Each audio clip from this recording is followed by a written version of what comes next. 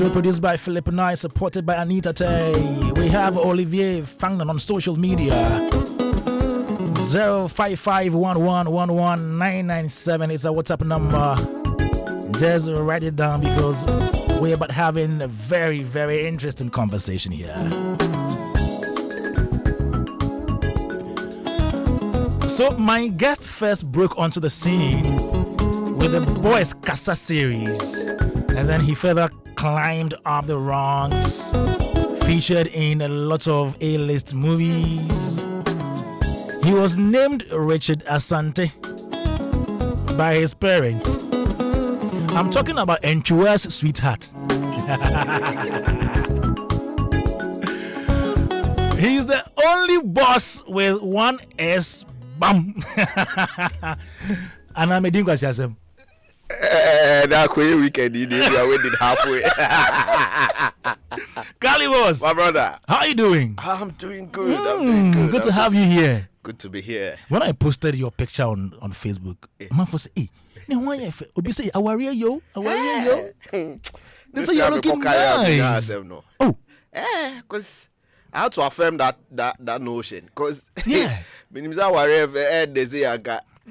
Yeah, we do 3 years. It is sweet, Marriage is beautiful. Thing, you know, if you've been a bachelor with the first degree of it, and you know that you wake up for someone thinking of you, thinking of your well-being, have you eaten, what's going on, even if you have tough days and all that. Gone were the days I'll come back home with myself and or the wahala within the day. I just go to bed with it. But now there's someone to share that with. It's a beautiful thing. And you are that's it. Hey, what's yo serious? And you are, thank you very much, Kalybos. So we're here with Kalybos, and there is some project coming up. But before that, we need to talk. You see, definitely. We need to talk now. What is your fondest memory when you were shooting Boys Kasa way back? Oh, to be honest, to get a chance to speak to an Patri. I don't think I've said this ever. Oh yeah, No, you liked that experience. Yes, because okay, so a little history with that. We're all in the same year. I mean, Kofi Asamoah. The guy who directed it, Ahonfe Patri as well. So we're in the year of 2010 film school year at NAFTI. Good. Yes. And Ahonfe has just completed, Miss Malaika. Okay. Yeah, I think she was in the year group with Belamundi also. But I don't think she made it to the final. Okay. But then we knew there's a beauty queen in our school. And I mean, in our class. Yeah. To be precise. And in Ahonfe's world, her face will even put you off not to even get close to her. Not that she would deliberately do that, but then she has that, seriousness, like that. Era between her that you have to kind of respect yourself before you get close to her. You get it? So, me in the class, I was just everywhere. Who we don't have to talk to, that's who I'll go and worry you. And I tried worrying her sometime, not on him, but they share me home. You get it? So I'd always wanted a chance to, to get closer and worry her more. That was when we came up with the idea. Kofi said we are going to use Ahonfe and do it. I'm like, repeat that thing again. He said Ahonfe. And that's how I told the last one. So it was just fun for me to go on set and see her and do my thing, and she also respond towards it like with her normal self. So it was just a natural vibe there. And I like that moment. Did it grow into something?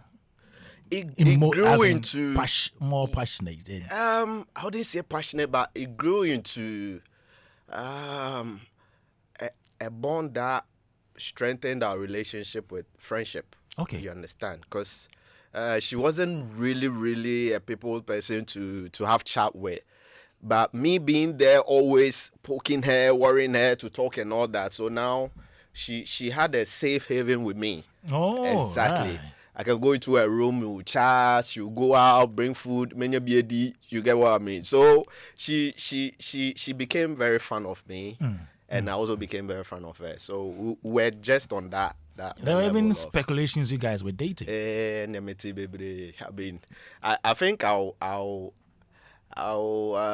put it on the whole dynamic pair, where you see this guy trying to chase someone for every time and not getting a chance. So I think the public sympathized with me. The empathy was more there, like, we want you to win. People were actually calling her, begging her on my behalf and all that.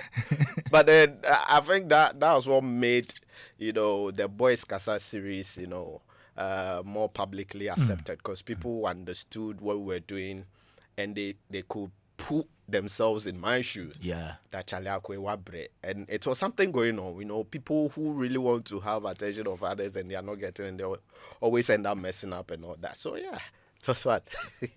Growing up, did you ever think you'd be on the screens? You would be an actor or a comic actor? I loved the entertainment industry. Okay. I loved it. But to truly say I was going to find myself in front of the camera wasn't really the ideal catch for me. All right. I knew I was going to be in the film industry, because that's what I wanted to do. That's what, I mean, way back. From which level? From secondary school time. Oh, Sute school. Yes, Sute school. Okay. From secondary school time, because I loved everything about the entertainment industry, which, I mean, I'm not saying this off, but just by the topic you're talking about, with how we need to put more emphasis on the. Believe you me, I mean, way back in school, I don't know if it's still there, we had this Entako. You understand? Yes. You go to other schools and it was sports related. Yes. And then the entertainment bit was more like the fanfares. You go to other school, they'll be having a fanfare, they'll call you. And the moment you get there, trust me, you find rap battles there, you find dance battles there, you find, people singing and all that. And this thing, it brought like a very beautiful synergy with, the people to adore their talents. So why can't we, elevate this on a national platform and make it, just go with regions. Now the regions can come to a national thing and it becomes something. Exactly. And we will be shocked and be amazed with the kind of talent we can get from these things. And definitely just from secondary school, you're entering into tertiary in the career. So it can actually guide your career choice. And if there are musicians in them, they'll do the right thing to, enter into. What entertainment activity did you perform while in secondary school? Kwame, so I remember Homos Night, which was normal. Your first time in school, the first Saturday, that's where they adore you to the. Yeah. Exactly. So I love to dance in primary JSS. I attended, St. Anthony's, which was then Cheche Kule school. So you should know that my Uncle George, everything about him is about entertainment. So you needed to do something. Oh, I was dancing in school. Serious. Those who know me, my background, do you still have the moves? It's I'm queen. Me who dance God the money. Wow, I'm around. So yeah, I love to dance. So I entered Sute school with the Homos Night. I went to dance, but in the midst of it, I realized there was a rap battle in there and all that. And I love music too. I love to hear melodies. I like the whole era about music. I like it. So even before SS, I used to rap. No, I have seen you rap before, and you can rap. Charlie Mumani beats. Yeah. No. Even before we continue, freestyle, because I have seen Kalybos on stage rap, and I was like, hey, this rap is secondary school time. Maya Kakra, Ache, Yanko. No freestyle. Let's go. Okay. Make a impo. Joy 99.7 FM, Showbiz A to Z. Kalybos is here, and we're trying to tease a bit of his other side, which is the rap side. Yeah, you all know him for the comic side in acting, but this guy is He's like a dope rapper. We know be my mama tracks and my best feature was so I remember friend. Okay, so I remember way back in school I did this rap during our homos night and it was a way to introduce myself. Okay. Yeah, so let me see. Let's go. Let's start with him. Okay. I went this way. Made the Richard Owusu Asante, SMB block, stripped up. I want to site. Fiti Pyramid School, na me boogie dance. Harlem say can go wound to me take. Okay, she me no me the jeke. What they can home the beshe. Me the you with the book catch be before the battery yate. Me the no me boom be same me the same me the be do with them me the. Hey, Kwaku, look at me. No, come on. I love it. Oh, Charlie. Hello, you used to rap. Way back. I used to love, way back I used to listen to Twister a lot. Okay. Busta Rhymes, I really didn't understand how they could match up words and twist and still make sense in it. Funny enough, Sarkodie also started doing that. So way back in school, I had this small thing, palito, that you can tune into. Yeah. So I was always tuning into Adom FM, listening to Dr. Duncan, Kasahari Level, the Tama Boys, the rap bits. So I love that rap. So I started picking on that twisting bits, and I could do one or two. So I know I'm in school, they got to know that I could do better. So mostly the fanfare bits when we go. That's what I do. I represent my school. Other schools will come with their rappers. We hear, So that thing was fun, and I think it can bring back a lot of talent that now the timid ones in the secondary school, they have a lot of talent. Oh, yes, but because yes. the platform isn't too there to give them the chance to do it. I agree. I heard some time ago a certain secondary school, I wouldn't want to mention the name, like, to be a rapper or to dance, you'll be punished. See, I didn't understand. No. Why should it be You'll so? be punished. Why should it be so? It's all about school. It's all about, books. Math, That's what science, they are there for. Science, You get it. That's what they are there for. So it always brings, a lot of pinch on the industry that it worries. It worries a lot. You went to NAFTI. Which course did you study? I studied cinematography. What is that? Explain. Great. So cinematography has to do with the whole, you watch a movie, whatever you're seeing is being operated by someone. Yeah. Exactly. So mostly they are called the director of photography, which they operate cameras, they operate, do all the camera movements for you to see and have a visual of it. But, NAFTI being a school of all, with our first 2 years, you get to do everything, every little bit of what the industry has or the courses, the department that's at NAFTI. So we did a little bit of directing, a little bit of screenwriting, TV production, sound, animation. We did all of it. So after your second year, then you narrow down to what you want to go down with. So. Anybody coming out from NAFTI there? Wabing. And my producer Anita says she also attended NAFTI. Yes. Yes. Wabing. Being the Wabing. Because you can... Kwame, gone were the days, I always use my year group as an example. Because we coming in, the entrance exam was to film something.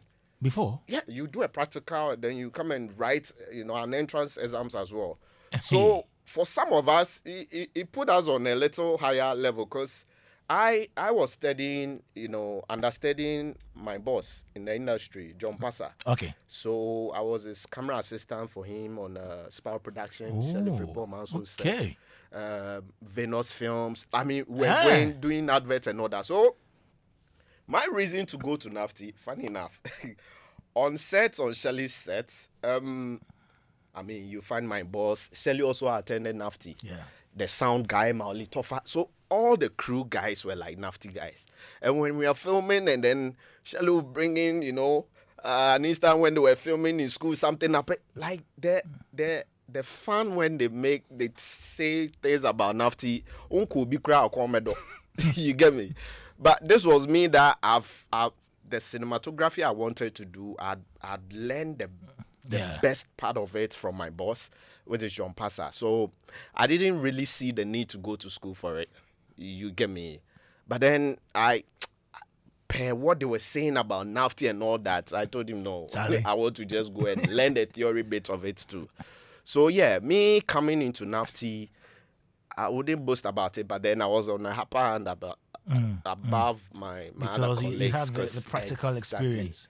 So me coming in my year group, then I realized, hey, it wasn't just me. We had Peter Sodofia, who was in my class. Oi. Araba, Kalido, Hawafetu, Kofi Asamoah. So these guys were like guys who are also like hard guys in the industry, and we are all coming to learn the theory part of it. So in my year group, it was a competition. Yeah, you have to do something so that we get to know. So, I mean, gradually, it was a must that I wanted to do or shoot my first movie after I started with the acting bit and doing that. Beautiful. To shoot my first movie before I said from the school. And you did? Yes, which was Kalybos in China. Yes. My very first Kalybos in China, which we premiered 2015, and still now it still holds that record of the most, attended premiere ever, a silver bed. Because as at 2-3 a.m., people were still queued outside to watch the movie because they've seen the skits. They've fallen in love with the characters, the skate. Now they needed a longer version of it. So one fact of it wasn't even in our intention to make it a movie, because now people wanted a lot of it. So we're shooting skits. Okay, let's find a simple storyline in between them and film it. And then in the process, we realized, no, this is something we can actually do. So Kofi Asamoah, again, he was managing me by the, a student managing a student. Hard guy. Is he in Ghana? Is he around? Yes, he's back in. Oh, okay. Ghana. Okay. Every time I'll give him his flowers. Kofi actually, he discovered me. Yeah. Let me put it to say, he discovered me because before then, school Kofi is a hard guy. So, long and short of it, we did our first movie, and people really thought we wouldn't go to China. Yeah. And the storyline in it was just beautiful. Yeah. Trying to find greener pastures, traveling to South Africa, America, and then I find myself in China. You go to China to a place you have no one there, you know no one, and something. So that movie actually, it was a God-given, Is that the only movie that you produced so far in your entire career? No, we've done a lot. After Kalybos in China, year after year came a different movie. Okay. From that, we shot Amachi and Dadzie. Majid Michel. So Majid Michel, I've idolized him so much. I used to love it back in the days of Things We Do for Love. I love this actor. So to him and how we shot this movie, we had an encounter with him, and I walked up straight to him. I was like, Papa, I beg, I want to do a movie with you. He said, hey, Kali, see, my wife, my kids, they even love you, Lord. So it wasn't something. It wasn't difficult at all. No. He was willing to, and he loved the comedy bits of it. And after reading the script, now the calls were rather coming from him. Like when are we, and the synergy with him, I learned a lot from him too when we were on set, because he's one guy. Trust me, before you even deliver his dialogues, he's rehearsed it. You hardly see Papa, when we're about to film. So mostly when they are, let's say we're filming a scene here and they're setting up, that's where he will vanish. You'll not see him. Rehearsing with himself, and he has to get the cues. He knows your dialogues. You understand? So you can't, he's someone that you'll be acting and then your dialogue, maybe you forget to say something. And yes, sir. You understand? He knows his way. His discipline towards acting, I haven't seen some in any actor before. Maybe some few ones. Wow. But yeah, Majid was so. All right, Joy 99.7 FM Showbiz A to Z. My name is Kwame, and I'm here with Kalybos. Yeah, we're having a convo. Now, let's talk about how you relate with your fans. Sometimes you celebrities, when the fans see you, they want to hug you, they want to take pictures.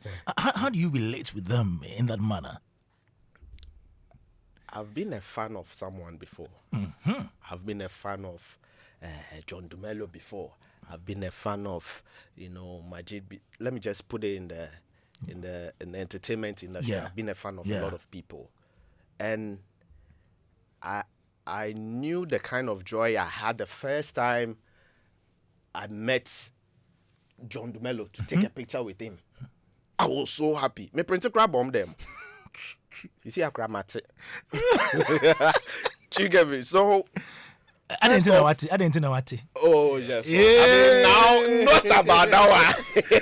I mean, now John is my guy. Oh yeah. You get me? So I mean, I wouldn't think of you as a celebrity anymore. Now you are more like a friend. A brother or a friend. Yeah. It was at my wedding. I mean. Oh, okay. And you're back on that medicine. Me, I said I'm a can or no me can. So yeah, I know of how that feeling is. Yeah. And I've seen how a fan approached a celeb and the snobbing bits, how the person cried. I saw it with my eyes. So it's never ever been. One fun fact, one time I was in a traffic. And there was a heavy traffic on this Osu Road. Yeah. And a car pulled by my side and it was he's going to pick up his kids, And they saw me. Yeah. So they were all happy about it. They wanted to take a picture and all that. And then father was telling them, no, it's a traffic. I mean, you wouldn't even come down. And I watched ahead of me and I saw that the traffic was, heavy. So I got out from my car and I asked if I can sit at the back and take, and I sat in the back. We took pictures. The man was just shocked and looking at me and he took my number. So he called me afterwards. It will end up to something. He called me later on and was like, he really doesn't live in Ghana, but then mostly when he comes, he likes to be with the kids and all that. And there was a time they went to the mall and they saw this actress. I wouldn't mention name. Okay. The kids, kids, they were happy. Daddy, I want to take a picture. And he took the kids to the actress. And the actress just snubbed the kids and walked off. The man said he felt so bad. It made him had a little, bad blood for actors in Ghana and all that. But when I did that, he was surprised. And when he said when he even Googled about me, I was even bigger than whoever they were going to take the picture. So he didn't really understand it. So he invited me to his office. I went there. We had a little chat and something, and he gave me an envelope.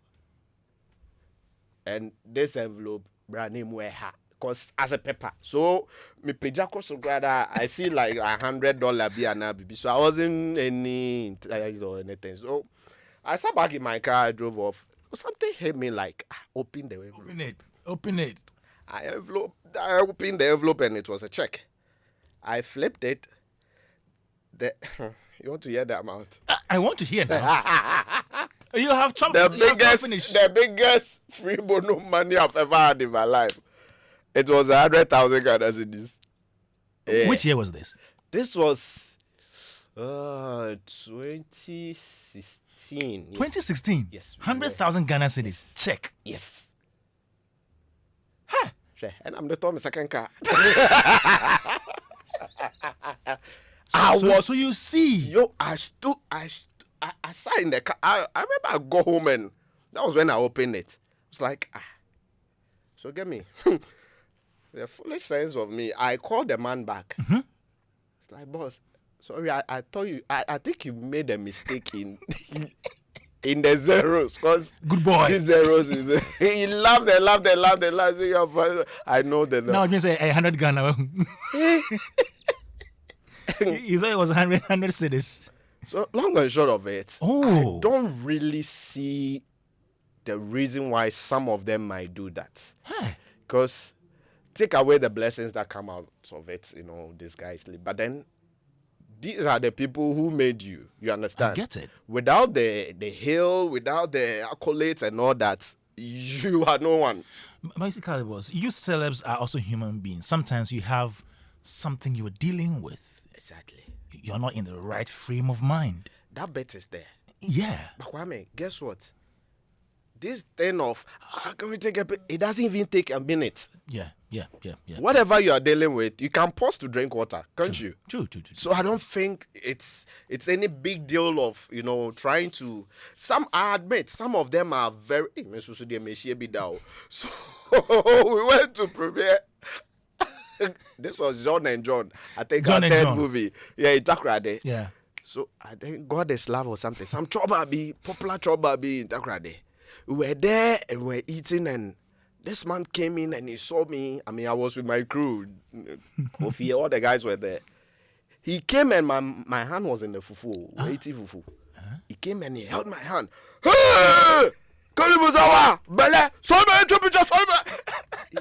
my guys were ready to fight. Like when your hand was in the food. Yes. I was like, bruh, sorry, Jimmy Sembeni. Oh, did the money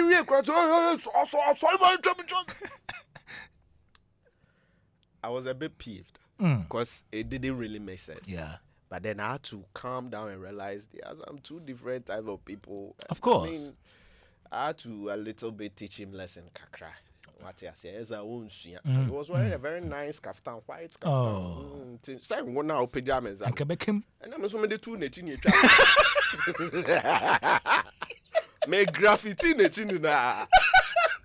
Maybe I make a pam. Maybe I'm someone and winning in our. No, you're kidding, right? I'm not kidding. Kwame, I'm not kidding. As well, Jimmy, So it boils down to say that some of them, they just have to, get to know the space they are in, the situation, and speak to them nicely. It will happen. Get there. Have you tried stand-up comedy before? Hey, Kwame. Stand-up comedy.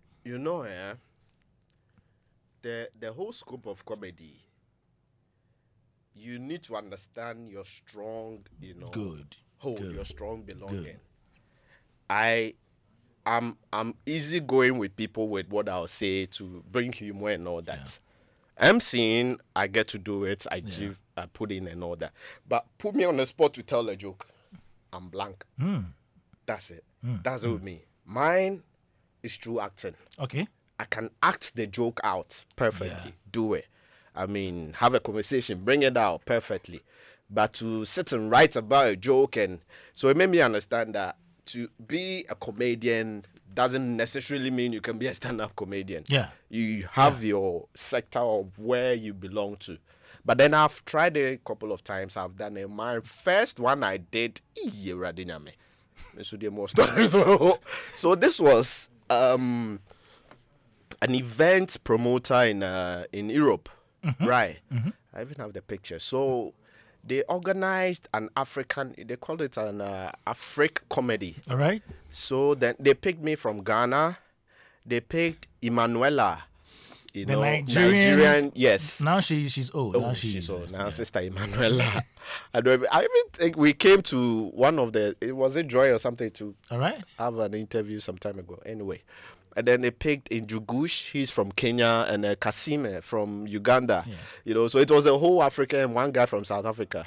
So we did a comedy tour in Europe. We did Frankfurt and Hamburg. Yes. That was when the promoters actually realized that to be a comedian, to act it out, doesn't mean you're a stand-up comedian. They didn't know of that fact. So when we came together and realized this was what they were trying to make us do, none of them could stand on a stage and talk a joke. So we quickly came together with, I chipped in with, I'm good with it, getting all these scenarios and all that. So we acted it on stage. On stage? And trust me, it was my best performance ever. Whoa. These were people I've never done any skits with them. We know of each other through social media and all that. And then just that divine time, we put up something and it was crazy. Wow. It was crazy. I really loved it. So I think when it has to do with stage drama, which I've done one before for Fifi Coleman directed it and all that, I'm good at that side. Yeah. But when it has to do with stand-up comedy, I mean, MCing, I know how I can go about my way, but Family is a main joke. No. It's not your thing. It's not my thing. All right, guys, we have Kalybos here. Richard Asante. Also a Kalybos, the only boss with one S. You can send in your messages 05511111997. He's here with us. Let's talk about politics, shall we? So, what?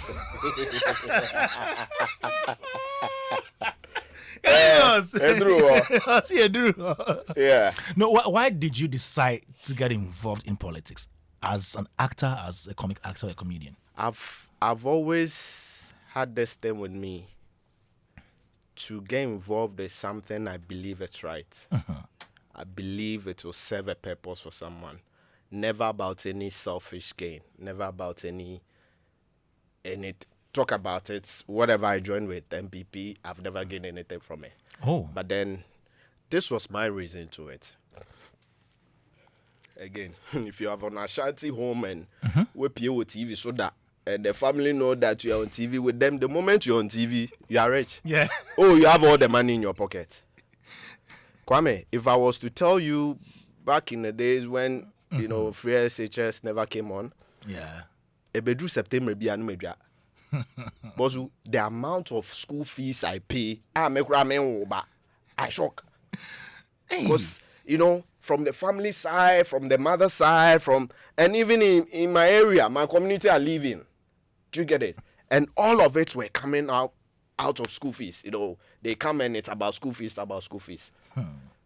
So my motive to join, help, champion something that was being put up was with the free education. Oh, wow. And I've said it over and over. I went in for that policy. And I felt so prior to that, you were not affiliated to the MPP? No. Not any political party at all. Oh, okay. I've worked with both sides and all that. And I realized, I mean, I can be a little bit selfish here with it. Because if I can throw my weight on it to push and make sure this thing facilitates, that means I can save some money. And believe you me, it did happen. Now I could save money and start doing some projects that I've always wanted to do. Because it was crazy, Papa. I wouldn't get money after September. Because and after fees, you know what happens. Troubles, you know, provisions and all that. So now it became something that I was like finding ways and means to, you know, sort this thing out for myself so that I can also. And then this thing came in. And then I said, okay, I want to be part to help champion it. It's on record there. I've always said it. Yeah. And you know, it's a political party. Whatever it is, we're in a democratic, you know, country. Exactly. Sure. So it's always been on that, you know, platform. And through that with my affiliation on how I help with the, you know, I got to get a work offer from, you know, Sammy Awuku. Oh, you had an offer? Yes, to work as a presenter at the NLA. Okay, yes. Okay. So you had that job through your affiliation. Because with him, I didn't even know him from nowhere. But then he saw what I did to push, you know, with the free SHS and all that. And he was appointed as the Director General of, you know, NLA. I was like, okay, this is a guy who helped us to, let me also find him a job. Where Bonnie. So, and this job wasn't because I was being pushed or paid this amount. I was working as a normal worker there. Okay. You understand? But the salary was good, right? Say again. You say? The salary was good, eh? Oh, yeah. Send me to Kako. And it's a TV, you know. Yeah. Or there wasn't any clothes allowance. There wasn't any fuel allowance for me. Yeah. So where would they come from? And I can't wear a particular clothes, you know. So all of these were something to subsidize all these bits. So to me, it was a work thing. Oh, normal. I mean, salary, civil servant. What you saying? No, ask my boss. If he's able to tell you his, I'll tell you mine. Don't you produce a different Oh my God. Yeah, but he's a good man. I mean, I'll always give him his flowers. Good. Put politics aside. Yeah. You understand? Because if you can do your case study and get to know the changes it brought to NLA, you'll be shocked. All machines that was being used for the lottery. We are 1957 at Asemo, when, you know, Brennan, the man who brought lottery to the world, actually, he set up the national lottery. And machines were used, and one and that's all. Okay. You understand? They were old. Other countries have, you know, evolved and brought in different. He changed the face of lottery, and everything was just beautiful. And wow, what he's done at NLA, he deserves his flowers. But did your affiliation to the MPP affect your career in any way? No. People didn't come after you, insulting you on social media, attacking you. Coming after me, dear. It's only social media. Because you can't see me in person and say it to my face. Where do you know me from? Do you get it? And I've had this thing, I mean, with social media and how trolls goes and how it's an opinion platform. Yeah. So I don't think anything there. Whatever you say, I've never deleted comments from my page. Okay. Major. But do you respond to them? I have before. But I had to delete it. Because now, what I went to write, I went to the guy's page, and another thing about being a celebrity, so my philanthropy side of me. Most of them people will DM you. Also, Charlie, something for a boy, I no joke today. So, yeah. And it's something I don't know, but I created a group for it. So each person who I'll sort out something, I add them to the group and all that. And I remember this particular handle, he kept on coming and all that. And something he wanted to write about me on a page, I saw with political affiliation and all that. I wanted the matter manage me. So, but then the handle, you know, it kept on recurring. Like I've seen this handle before. Yeah. And I went to check in that group thing of the people I saw and all that on social media, and I realized it was the same guy. What they be also something small and I give you what could you on a woody matem? And I wrote a whole essay. Oh, you were pained. I was, because I didn't understand. This guy to try and try. I mean, prosperity will judge you, but then there were things like medical bills and all that. And then upon all, you can still go and write all these about me. No. That was where I was like, okay, it's not my platform. So I just stopped, you know. And whatever you say, it's who you are. I know who I am and I know what I stand for. It's your opinion. It's not my reality. Exactly. Exactly. How did you feel when the MPP lost the 2024 election? How do I feel? I wasn't indifferent about anything. Seriously. Because... But at least you were expecting the party to win. Of course. Were you so confident that the party will win? Confident, I wouldn't say 100%. Because I had my reasons. You know, with our democratic era in our country here, it's more like after 8 years, your 2 terms be out there, park economy before from and it depends on how peeved people are, how aggravated people are during your last term. And we can all attest to it. This one, it's not about any party, but it was in a shamble. It was in a mess. Okay. You know, for a lot of things going bad. So exactly what would have happened if it was bound to happen. Let me just put it that way.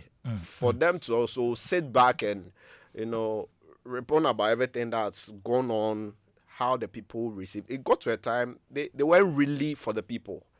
That's what I think the problem came out for. And now I think they are righting their wrongs and they'll reckon ahead and do better. So in effect, you think the MPP had not done enough to win the hearts of Ghanaians during the 2024 elections? They did enough, but there were a lot of things that was, you know, impeaching them in their own office. Do you get it? That's what I say. I don't want to go into big scope of it, but then we all saw what the economic hardship was, you know, happening, and all that. I'm a full party person, but if it's A, you have to say A, and that's what it is. Most of the party people know about this.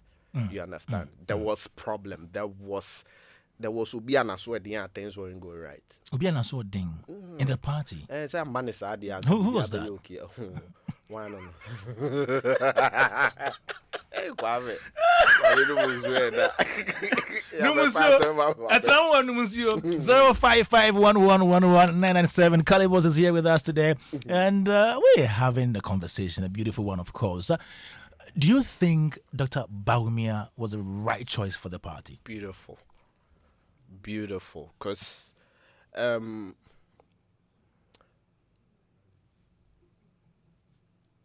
I can't forward Casabium Casse. I can't see an account. Do you get what I mean? Okay. When there's a master, a slave will always inherit whatever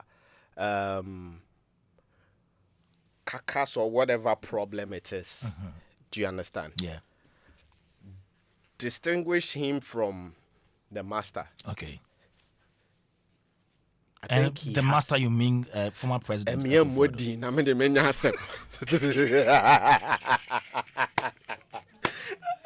say Dr. Bawumia.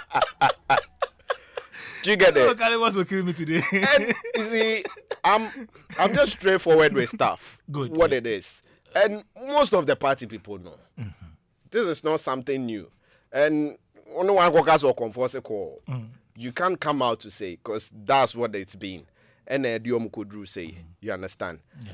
Had it been there was a little trust in, a lot of people or a little, hearing from them, Yeah. it would have changed a lot of things. But it wasn't the best. It wasn't the best. But believe you me, Dr. Bawumia had a very clear and good chance to lead the party. Good. Yeah. Good. So NDC takes over, and President Mahama has appointed a number of creatives into various positions, some very influential positions. What do you make of that? I think it's brilliant, first of all. I think I've not seen any of the creative appointees being appointed into their various departments. I haven't seen any of them who doesn't deserve it. Okay. You understand? Both party, they have such people, all right, which are capable of doing what they have to do. Turn up! Hey! I forgot I'm on the radio. Yeah, but we understand. The turn-up general is here. He has too much fast. You see, I'm have to take turn up. All right. Yo. Good to see you, man. All right. Also joining us is Mercury Kwe, father of all DJs. Yeah. Kwame, great conversation. I mean, I was enjoying it, man. Kalybos is some interesting revelations. I tell you. That's what it is. The truth will kill you, but say it, man. That's what it is. He was not able to mention some names, and things, but the names in there, you must understand. You put 1 to 1, you know they be two. At a point, cross your comfort call. Why not your comfort? No, you dream why and tears it. Man, guys, Also, when one caucus comfort call. But the headlines on the mobile tram, mama read it through, right? Or better, so you answer for them. Yes. So Kalybos, we're talking about the NDC creatives who've been appointed to various positions. Yeah. I think it's in the right directions because most of them, they have bright ideas, which you have no idea of unless you put them into power, unless you put them into office for them to work. Then you get to know. I mean, they are creative because they are streaming through one particular, department. Let me just say, which is through the creative industry. So all you know is they are just actors. They are just actors. I'll put myself as an example. I don't even remember what I've made out of my acting money. Never. But the outside bit of it, I've done a lot. You understand? Which when you delve into it, that's where you know that, I wish you even do this more than the acting. Because, of course, acting in itself in Ghana wouldn't pay that much. And that's the exact thing you find in these creatives that's been appointed into power, into various departments. And I think it's in the right choice. It will give creatives certain, courage to do more for themselves and for the country as well. If the MPP won power and wanted to give you an appointment, would you take it? Why? Why? I'm okay with what I'm doing. Exactly. You don't have political ambitions? No, not at all. Not at all. Recently, Chris Safo was on OKFM and he was talking about how he's jealous of the NDC creatives who've been appointed to various positions, and also saying that the MPP did not respect its creatives like how the NDC is doing for their creatives. If you hear something like this, how do you feel about it? You know, Socrates is your party. Yes, I know. Member, yeah. I know. I mean, again, that's his opinion. But again, he's also a creative. Is it a reality? Does the MPP not give that respect to its creatives when it comes to appointments? I can say so. They don't? So you agree with Socrates? If whatever it is, a close friend of mine, right? Hey, that's my ex. Hey. Are you serious about that? Yeah, that's my ex. You can ask her. Hello, ex. Oh, you're my wife. Sweet ex. Yeah, sweet. There's sweet attached to it. So you see, talking about the creatives, you can easily mention a person like Prince David Osei. Okay. Brilliant guy with different brilliant ideas. You understand? Yeah. And he's been with the party for so long. Yeah. So you ask yourself, why wasn't he appointed? That's the question. Exactly. But was he interested in any position at all? Every creative will be interested in. Except Kalybos. Except me. Yes. On record, except me. I'd rather be the engine force behind it to push it. Mm-hmm. But I mean, Socrates himself, he's a creative, right? Yeah. But he was appointed into power. Yes. The Commission on Culture, he was director of Creative Arts Project or something, yeah. So he could have answered it better than why was he there? But he's talking about the numbers. He thinks the NDC has larger numbers of creatives in government. They do. Yeah. They do, because MPP itself, you have to have a tough skin to be a creative and outdoor yourself to be part of them and, be there and be seen in the screen like that. So there are lots of them who are behind closed door. They wouldn't want to come for. But I think when it has to do with appointments and let's say MPP is in power, you see all of them. They all come out. They all come out. Yeah, because the appointment is. Joy 99.7 FM, we're here with Kalybos. Yeah. And but Kalybos, you have one movie that is about to be premiered. Yes. Yeah. Yes. A Kiss Too Late. Uh-huh. Who is the producer of this movie? Fad. Prince Fad. Okay. Exactly. He's a very young. I've worked with him on an NLA commercial before. Oh, okay. Exactly. His professionalism towards work is just beautiful. Wow. So he got into contact with me, gave me the script. I was like, oh, there's something I see myself playing. The storyline is actually very simple. Two hustling couple. Mm-hmm. They've been together, and even where they live, you can tell that yeah. And the whole problem of, getting into connection with someone, a female from our side, and then trying to change my situation for me, and how it will affect my relationship. And now along the line, she also gets the same thing. To why they blaming wine and how it unfold. It's just a simple storyline which is more relatable to a lot of young adults living together, trying to make it for themselves. Yeah. So apart from you, which other actor is in there? Great. We have Sabina Jifa. Yes, she's the female I played with. Okay. A very lovely, hardworking girl, all over TikTok. I mean, I've worked with her before in a commercial. Oh, okay. Exactly. And I saw how good she is in front of camera and what that's one thing we have to pay attention to. I mean, they have to pay attention to with their acting careers. Yeah. A lot of these, TikTok influencers, let me just put it because that's the name they've given themselves. Most of them are very creative because how did TikTok actually came up? I mean, by mimicking people and all that. Some mimic people more than the real original people themselves. But then it doesn't make you original, make you authentic. So I've had a talk with her before. I was like, what is you that you do? Let's see you. Yeah. And I saw her in the movie and I was so amazed. You understand? So it was, I would say I'm the only, known out there. Okay. But the others, most of them, I was blown away. Wow. So when is the premiere? It's premiering on the 9th of August at the Silverbird Cinemas, Accra Mall, West Elsmore. Same time, which is 7 p.m. and a.m. The other day, you bomb by your way. Yeah, quite far one. 7 p.m. and 9 p.m. That's the first showing and the second showing. 100 Ghana cedis for tickets. Very cool. It's a family movie.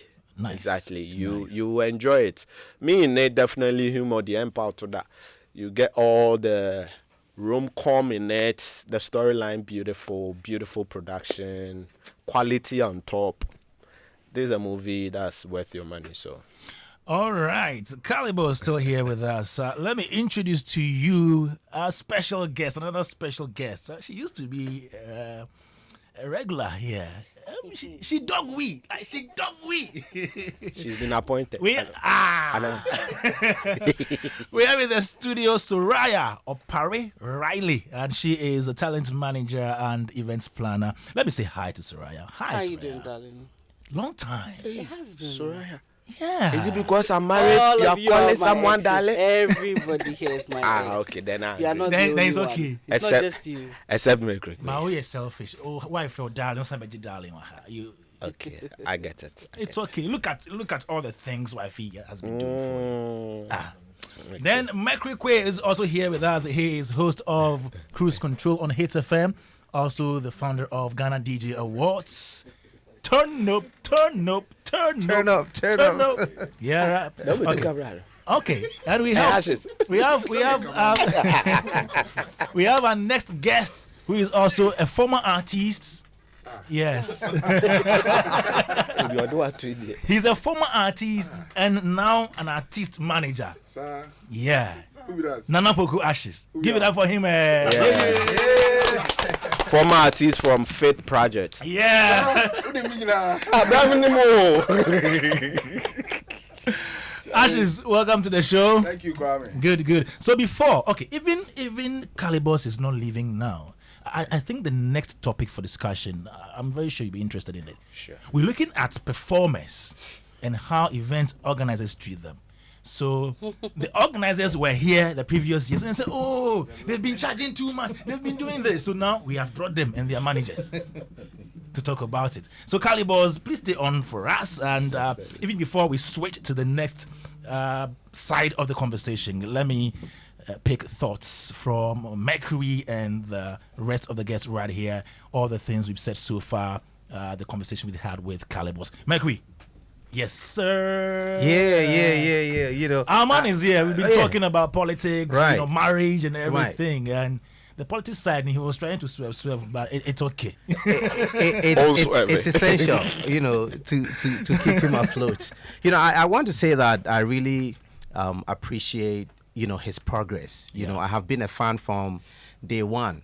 And I love, how he's been able to maintain relevance in the system, how he's been able to creatively, get into the realms of politics and still, is here, and he doesn't look as bad as some people that I don't want to mention.